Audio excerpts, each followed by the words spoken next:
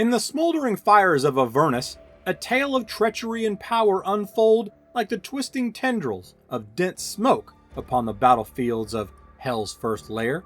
Kael'bas, a name that once rang of power and glory through this infernal realm, a decorated pit fiend commander that wielded might and influence with renowned mastery.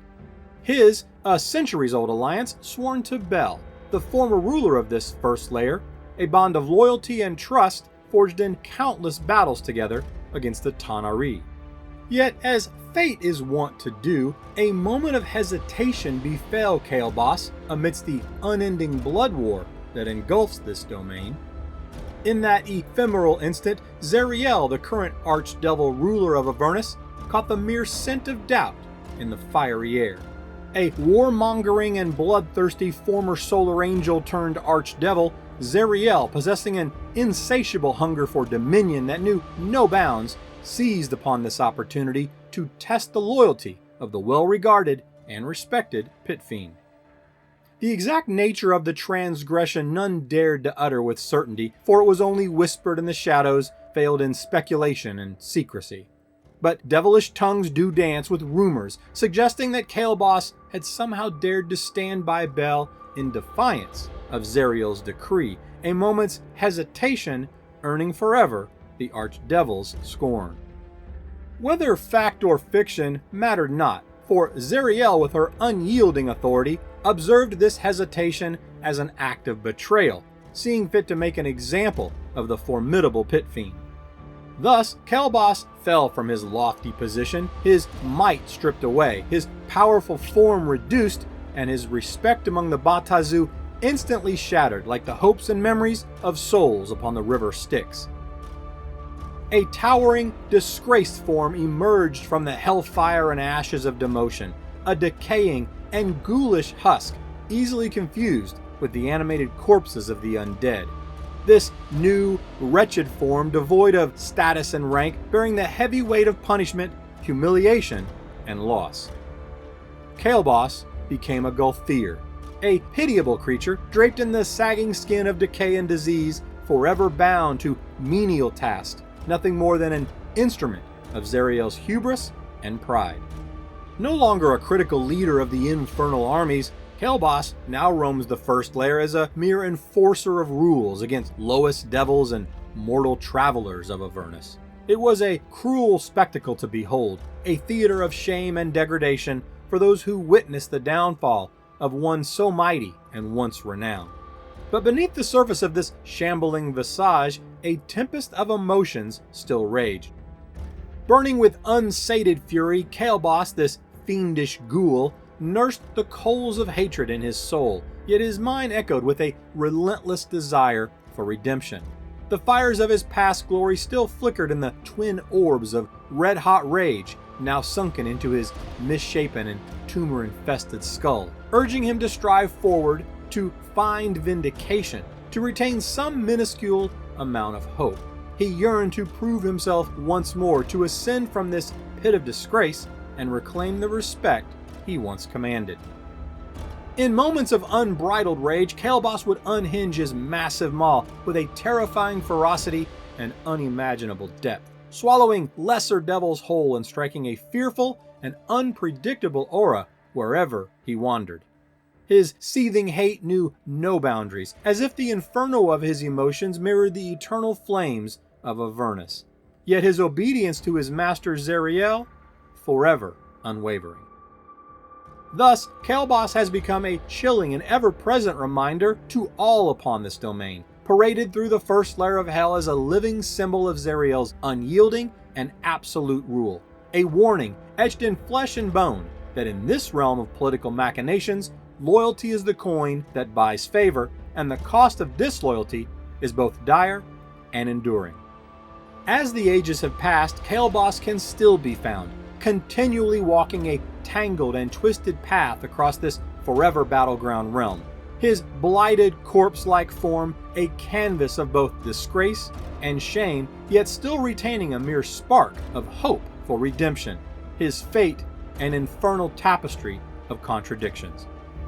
In the halls and fortresses of Avernus, the tale of Kael'bas lingers upon one's ears, like an elusive tune, a haunting reminder that the infernal orchestration of power is a treacherous symphony, and those who hesitate or falter may find themselves forever lost in its dark melody.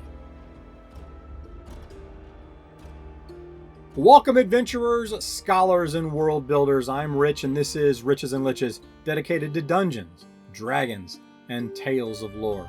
Today's iconic lore volume is the first in a line of forgotten fiends, born from the research and work on the upcoming, massive Volume 6 of the Nine Hells Mega Series.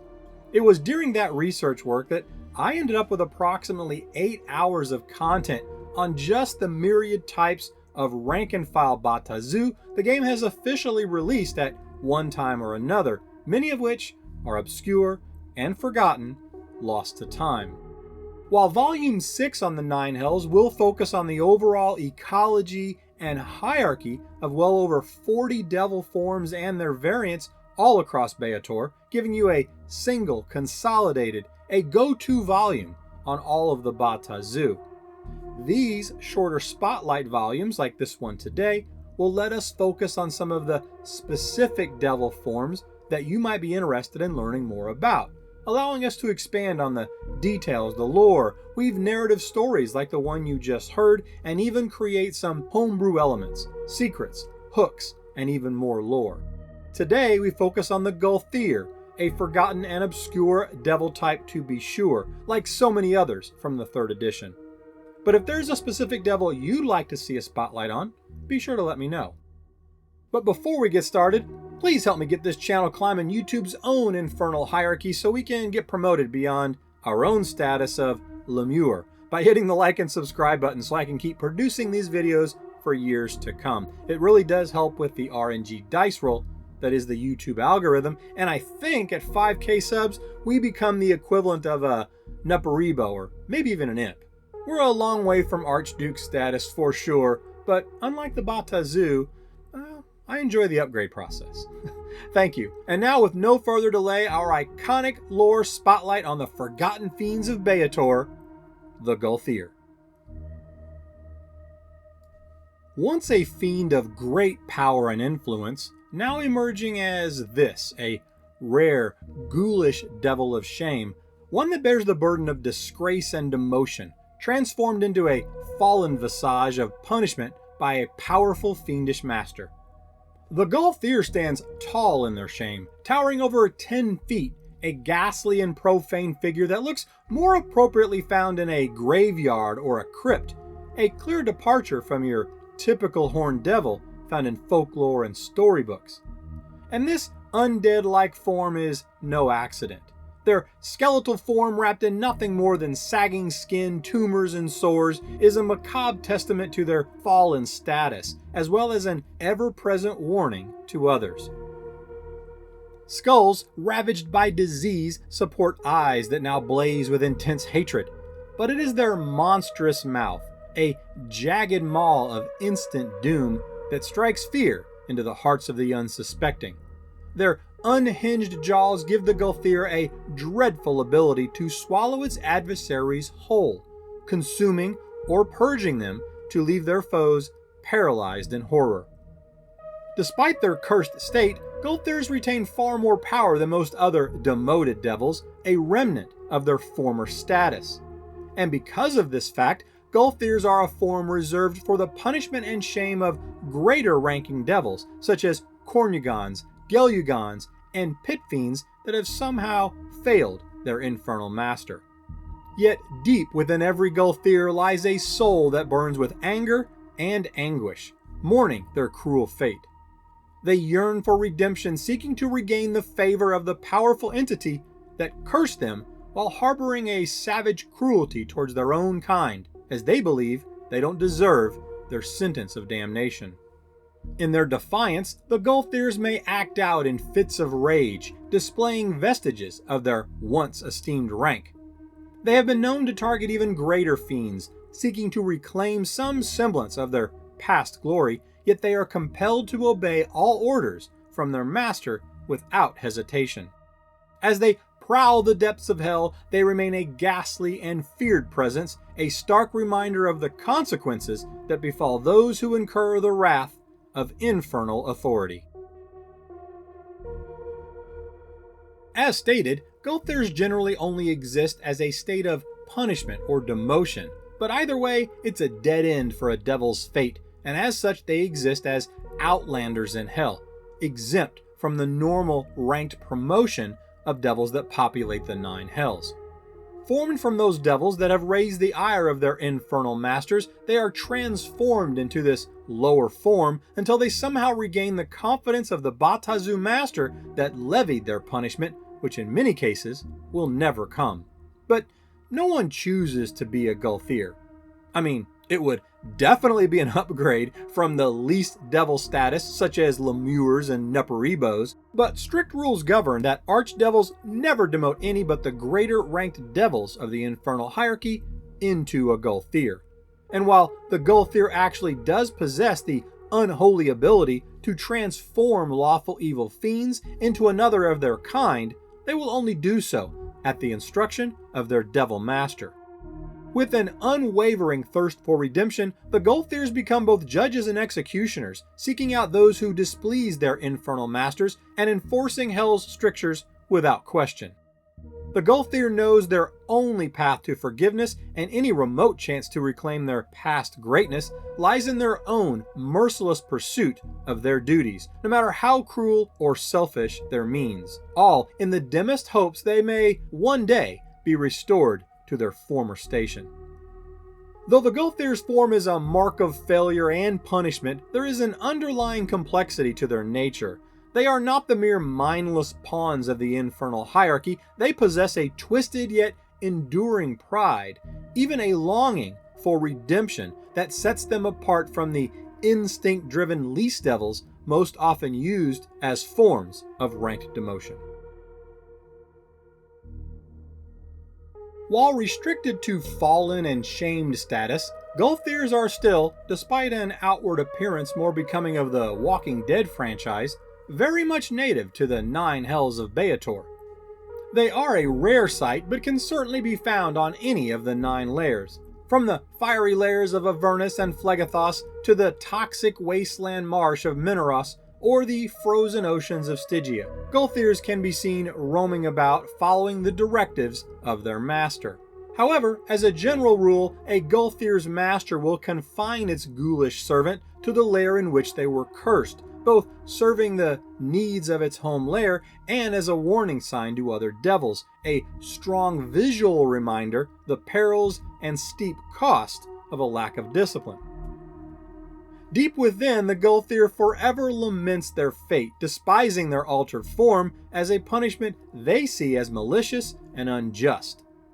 While they certainly harbor hate and resentment to their master, the Gulthir is powerless to avenge, at least directly, as they are compelled to obedience by their demotion.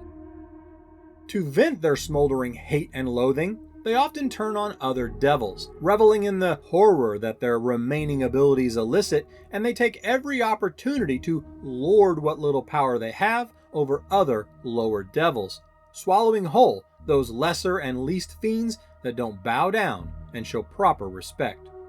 In fact, nothing good comes to other devils when in the presence of a Gulthir, universally viewed as a walking omen of dread, and because of this, other devils, even some of greater rank, keep their distance from the Gulthir, letting them enjoy the diversion of wreaking havoc upon lesser fiends. And unless and until a Gulthir somehow regains the favor of the devil that caused its demotion, it is likely condemned to spend eternity in this disgraced form. One interesting trait of the Gulthir that adventurers should take note of is the Gulthir's quirky desire to acquire and hoard small amounts of treasure, usually of the wearable variety. The Gulthir prefer items and artifacts that symbolize status and power. Fine jewelry like rings and amulets are among their favorite, serving as a symbol of regality and status that a shamed Gulthir can cling to, providing a minor but fleeting distraction from their otherwise miserable existence. But it's not the acquisition of treasure that makes this trait quirky. No, it's the almost universal tendency for the Gulthir to store rather than wear their opulent or magical bling. While it's not impossible to find a Gulthir adorning themselves in these significant artifacts of status and esteem, it is incredibly rare. Even more quirky, however, is the method by which the Gulthir stores its loot. Generally leading a nomadic life upon their confines and having no monster lair to speak of, the Gulthir will in fact store their acquired treasure in their own gizzard. Why this is done is not clearly understood, but many scholars and sages postulate this is done perhaps to prevent their fiendish and more powerful rivals from stealing this ill-gotten gain. So if you're ever swallowed whole by a Gulthir, maybe take a minute, light a match, and look around. You might find that ring or amulet you've been looking for. Do not confuse the Gulthir with other demoted devils, such as lemures or nuparibos, as that could be a deadly mistake. While a far cry from their former selves, the Gulthir as a challenge rating 6 fiend of large and sometimes huge size are no pushovers. Caution should be exercised as they are not without some truly unique abilities that set them apart from any other devil. First, they have an improved grab. To use this ability, a Gulthir simply must hit an opponent of its size or smaller with a bite attack. It can then attempt to start a grapple as a free action without provoking any attacks of opportunity. Then they can use their Swallow of Domination ability. With it, a Gulthir can swallow a grabbed opponent, also smaller than itself. Remember, these are large-sized monsters, and rumors even exist of ancient variants categorized as huge. A Gulthir's gizzard, when not full of treasure, can also hold one creature at a time, and a foe swallowed by a Gulthir is immediately affected as if by a Dominate monster spell with no initial save. The Gulthir can then take a full round action to spew the swallowed opponent into an adjacent unoccupied square. This disgorged and likely utterly paralyzed foe is covered in a vile and viscous slime smelling of decayed organs. This slimed foe is now controlled by the Gulthir following the Dominate monster rules. As long as that opponent is controlled by the Gulthir, its eyes are coated with an even thicker layer of white mucus.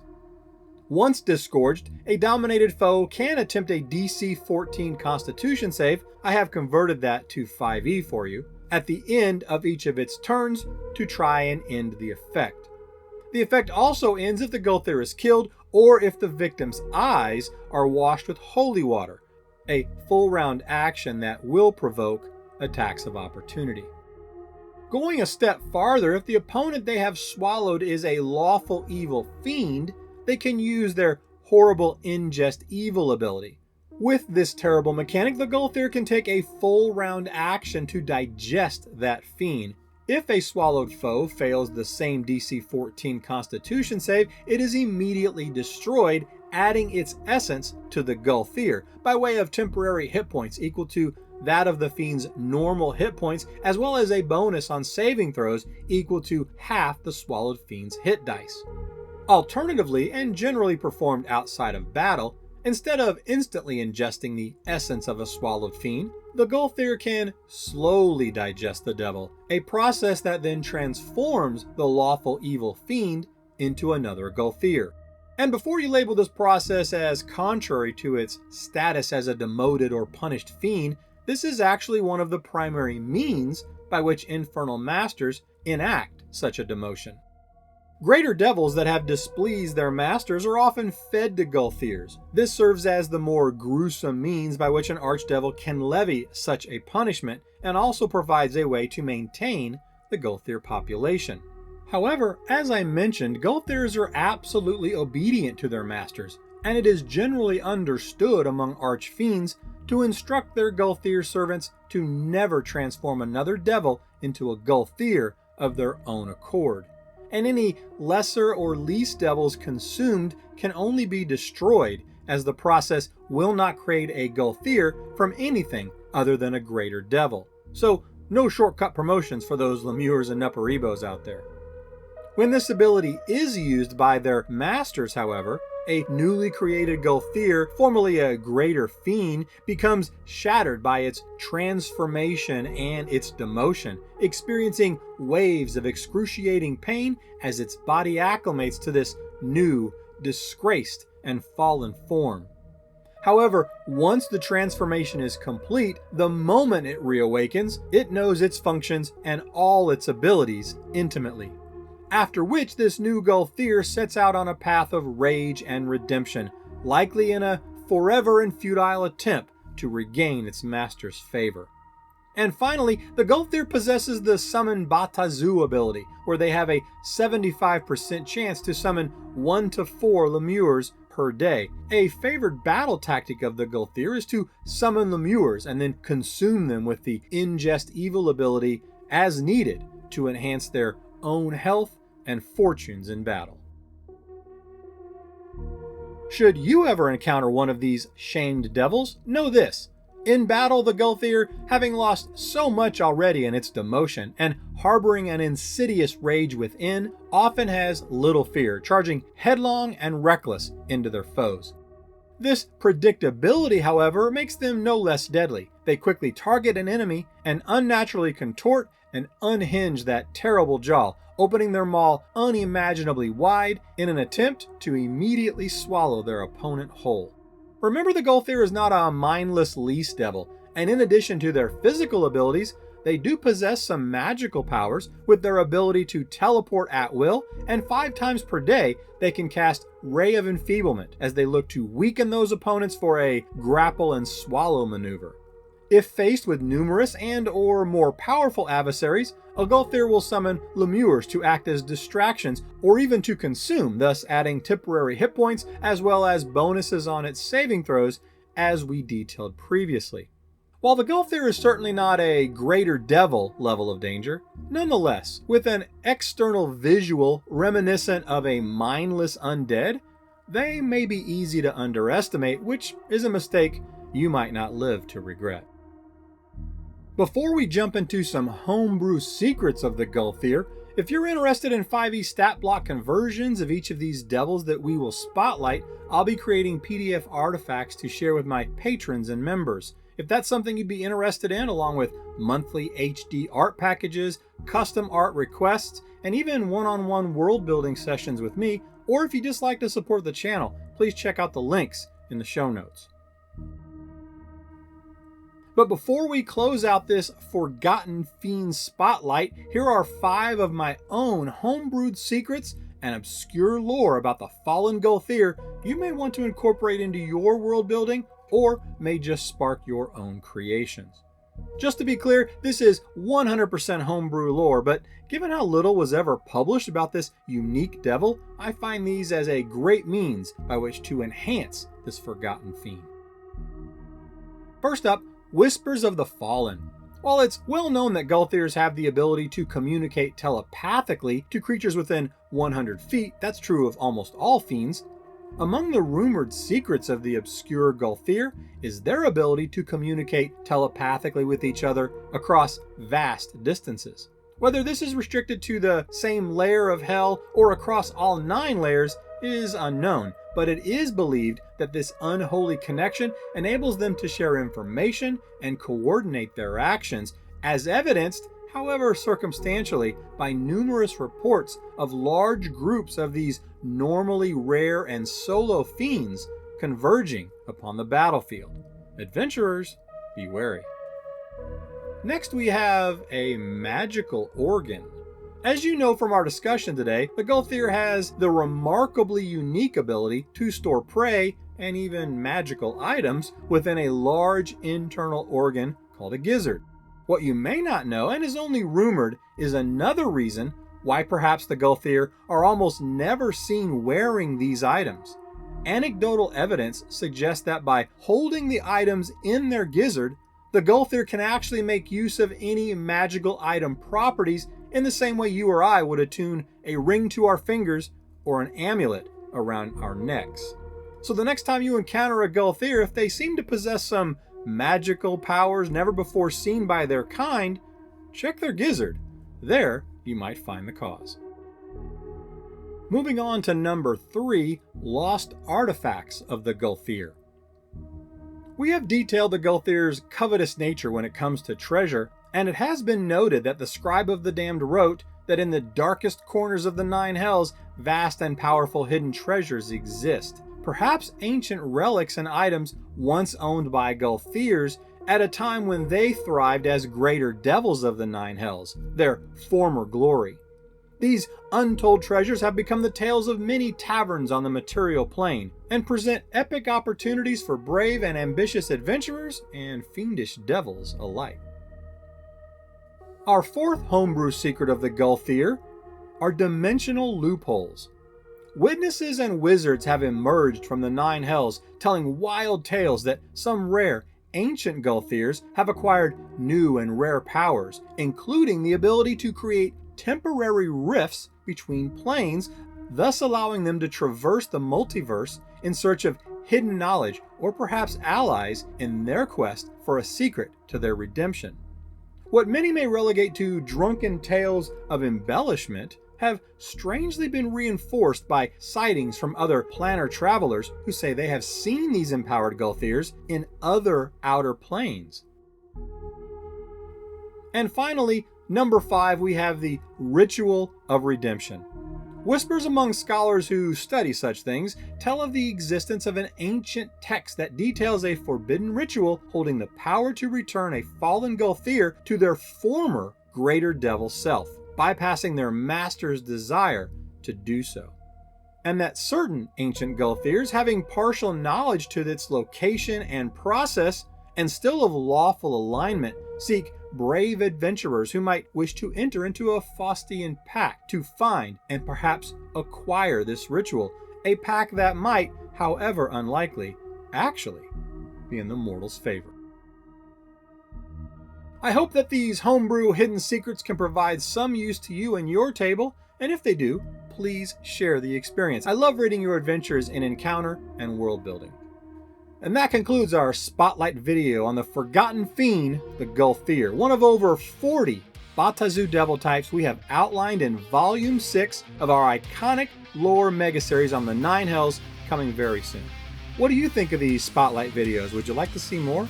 What forgotten fiends interest you most? Do let me know. I do read every single comment and email and reply to most, and I will continue to do so until I can. Please consider following on Twitter, or I guess I'm supposed to call it X now. Anyway, at Riches and Liches. Check out our Patreon with new perks coming. Our Discord is really starting to get populated, which I love. YouTube channel memberships for as little as $2 or a super thanks. The equivalent of buying that bar to drink at a local tavern for a tale well told. And if you feel like I earned it, sub and ring that bell to help me conquer my own big bad evil guy, the YouTube algorithm. Thanks for listening, and until next time, remember, the only limitation at your table is your imagination.